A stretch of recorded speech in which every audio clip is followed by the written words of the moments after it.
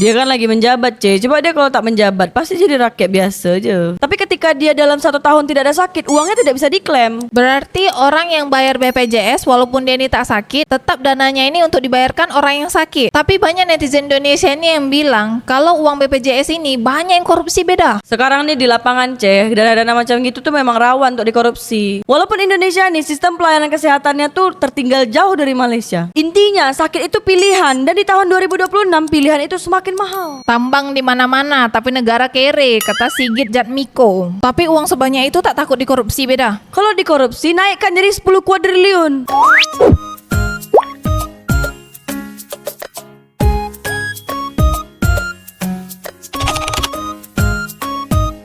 Menteri Kesehatan Indonesia nih menghimbau pemegang asuransi kesehatan di Indonesia ini kalau bisa jangan sakit. Menteri Kesehatan Indonesia yang ini nih, kebijakan sama ucapannya ini banyak bikin kontroversi beda. Sebelum ini emang dia ada cakap apa, C? Baru-baru ini Menteri Kesehatan Indonesia mengeluarkan statement orang atau pria yang ukuran celana jeansnya itu 33 sampai 34 itu menghadap Allahnya lebih cepat dibanding celana jeans yang berukuran 32. Macam aku lah berarti. Jadi banyak netizen Indonesia nih yang komen terus dia tag @Prabowo. Maksudnya Pak Prabowo, Pak. Berarti dia ini udah body shaming pula, C. Tapi dia dah klarifikasi beda dan minta maaf. Ada statement dia yang baru-baru ini juga. Dia bilang kalau Indonesia ini nak setara pelayanan kesehatannya dengan Malaysia, itu butuh 1,3 kuadriliun. Tapi statement itu beda. Justru banyak netizen Indonesia nih yang tak paham. Tak paham yang macam mana maksudnya nih? Iya, netizen Indonesia nih merasa Malaysia ini negara kecil. Padahal konteks dari statement ini itu kalau fasilitas Malaysia ini jauh lebih maju daripada fasilitas kesehatan yang ada di Indonesia. Jadi Indonesia ini tertinggal lah maksudnya. Iya, sebab banyak warga Indonesia nih yang berobat kesehatannya ke Malaysia beda. Bahkan dalam setahun Indonesia ini mengeluarkan 200 triliun lebih. Tapi lebih kasihan kerajaan Malaysia lah, C. Ngapa pula? Kerajaan Malaysia 1 tahun tuh menghabiskan 89 juta ringgit Malaysia untuk kasih makan dan minum pati pendatang asing tanpa izin yang masuk ke Malaysia. Pak Menkes, sebagai Menkes, kalau bisa Bapak juga terima tunjangan kesehatan, biar buat rakyat yang sakit aja. Kan Anda sehat, masa menerima tunjangan kesehatan, kata Marta Veronica. Dia kan lagi menjabat, C. Coba dia kalau tak menjabat, pasti jadi rakyat biasa aja.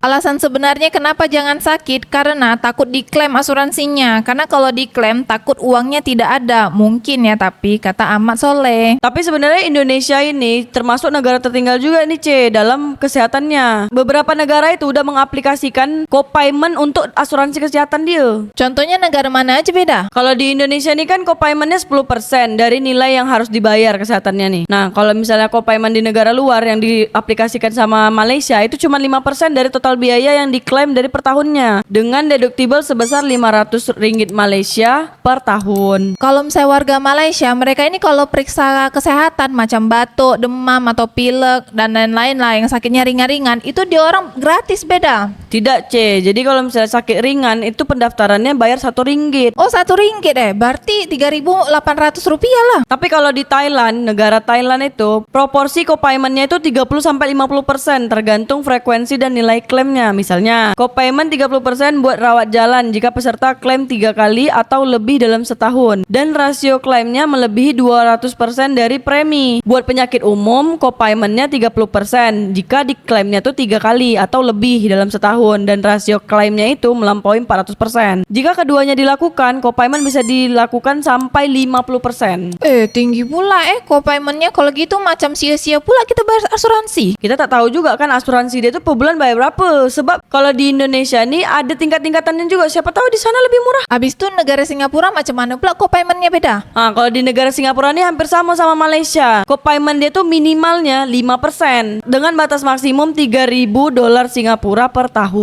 Jadi kalau misalnya di atas 3.000 mungkin bisa lebih dari 5%. Oh, Singapura tetap lebih kecil co-paymentnya dibanding Indonesia beda. Tapi aku rasa Singapura pun banyak juga yang berobat ke Malaysia karena lebih murah kan ringgit. Tapi kalau nak ke Malaysia kan orang Singapura nih harus nyebrang dulu lewat Woodland atau ke Tuas checkpoint. Tapi kan tak jauh-jauh sangat, C.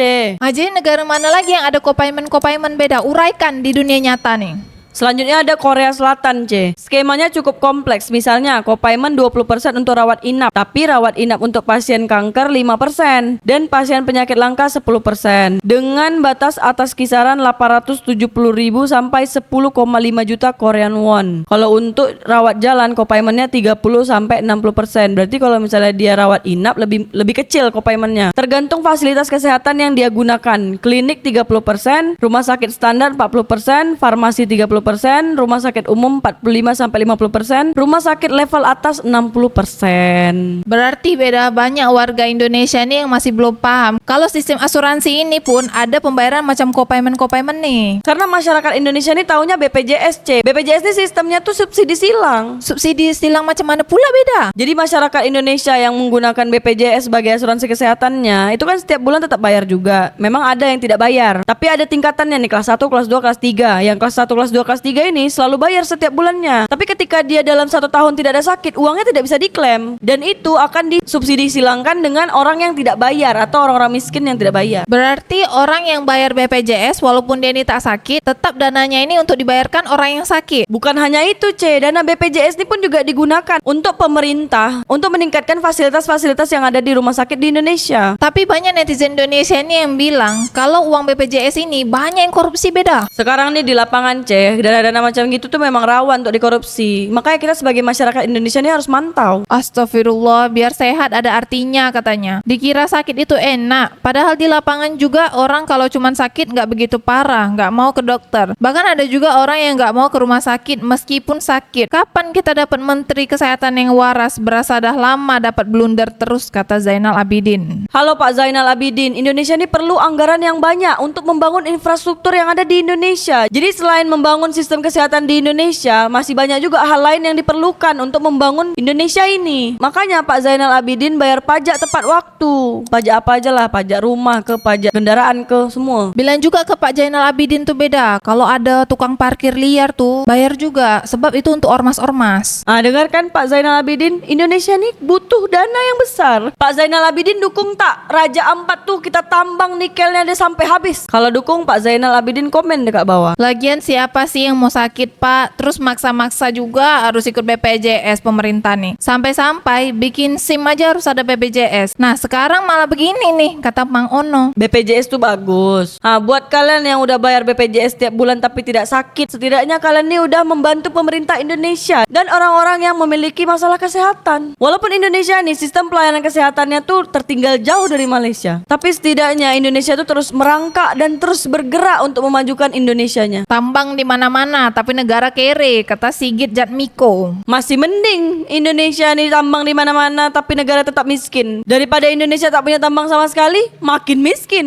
Kau sanggup tinggal di negara yang miskin? Mulai 1 Januari 2026 siap-siap buat yang punya asuransi kesehatan macam tagihan rumah sakit nggak lagi ditanggung penuh sekarang nih. OJK cakap kamu wajib ikut patungan minimal 10% dari total klaim biar sehat ada harganya gitu katanya. Menteri Kesehatan Budi Gunadi Sadikin pun angkat bicara. Beliau cakap aturan ini masih akan dipelajari lebih lanjut, tapi sebagai alumni dunia asuransi beliau paham betul. Tapi kata dia, co-payment ini bisa jadi cara elegan buat ngajarin kita hidup sehat, alias biar mikir 2 kali sebelum sakit. Kalau bisa jangan sakit. Macam tuh kira-kira wejangan beliau dalam sebuah konferensi internasional di Jakarta. Beliau juga cakap bahwa analogi asuransi mobil. Macam mobil tabrakan, kita tetap harus bayar dulu sedikit biar kapok. Nah harapannya asuransi kesehatan pun bisa bikin masyarakat jadi lebih hati-hati. Mungkin maksudnya hati-hati makan gorengan. Intinya sakit itu pilihan, dan di tahun 2026 pilihan itu semakin mahal. Tapi sekarang menurutku beda, macam mana caranya supaya Indonesia ini tidak kehilangan 200 triliun setiap tahunnya untuk berobat kesehatan ke luar negeri, Malaysia contohnya. Ya kau ikut juga lah kata si Sadikin tadi tuh. Indonesia ini perlu 1,3 kuadriliun untuk menyetarakan kesehatan di Malaysia sama Indonesia. Tapi uang sebanyak itu tak takut dikorupsi beda? Kalau dikorupsi naikkan jadi 10 kuadriliun. Majulah Singapura.